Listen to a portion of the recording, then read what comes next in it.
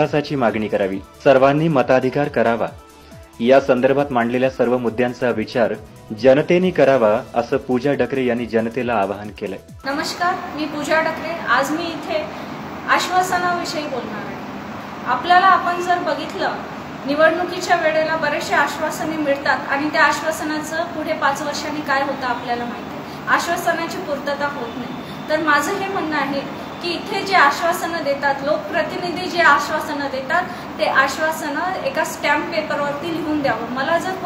मला वोट मागण्यासाठी जे काही लोकप्रतिनिधी येणार किंवा आले, त्या लोकप्रतिनिधींना मी सांगितलं आणि सांगणार सुद्धा की मला बोललेल्या आश्वासनावरती, तुम्ही बोललेल्या कुठल्याही आश्वासनावरती मला विश्वास नाही आहे. तुमचे जे काही आश्वासन आहे ते स्टॅम्प पेपरवरती लिहून द्यावे आणि लिहून दिल्यानंतर जर का 5 वर्षामध्ये त्यांनी हे आश्वासनं पूर्ण नाही केले तर 5 वर्ष झाल्यानंतर मी या आश्वासनावरती गुन्हे दाखल करणार आणि गुन्हे दाखलच नाही तर कोर्टामध्ये खटले सुद्धा भरणार आणि याच्यावरती सुनावणी होणार.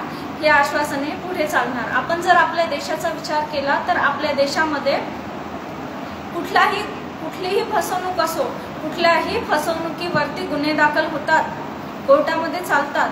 मग जनतेची जर का एवढी मोठी फसवणूक होत असेल, आश्वासन देऊन आश्वासनाची पूर्तता जर का इथे होत नसेल, तर त्या आश्वासनावरती जनतेच्या फसवणुकीवरती गुन्हे दाखल का होऊ नये आणि ते कोर्टात का जाऊ?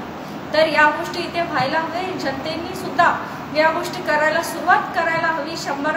100 आश्वासने इथे देतात आणि एक सुद्धा आश्वासनाची पूर्तता होत नाही. जर का आपण आश्वासनाची पूर्तता करू शकत नसेल, पक्ष, लोकप्रतिनिधी असेच आश्वासनं द्यावे ज्या आश्वासनाची पूर्तता लोकप्रतिनिधी करू शकेल. आणि जर का अशा आश्वासनावरती कारवाई झाली तर लोकप्रतिनिधी खोटे आश्वासने जनतेला देणार नाही, तेच आश्वासने देणार ज्याची पूर्तता होणार. आणि जे काही आश्वासने दिलेले आहे, जे काही अजेंडा आहे, तो अजेंडा पूर्ण करण्याचा आटोकाट प्रयत्न लोकप्रतिनिधी करणार. धन्यवाद. टाइम्स ऑफ विदर्भसाठी राजेश शेखची रिपोर्ट, बुलढाणा.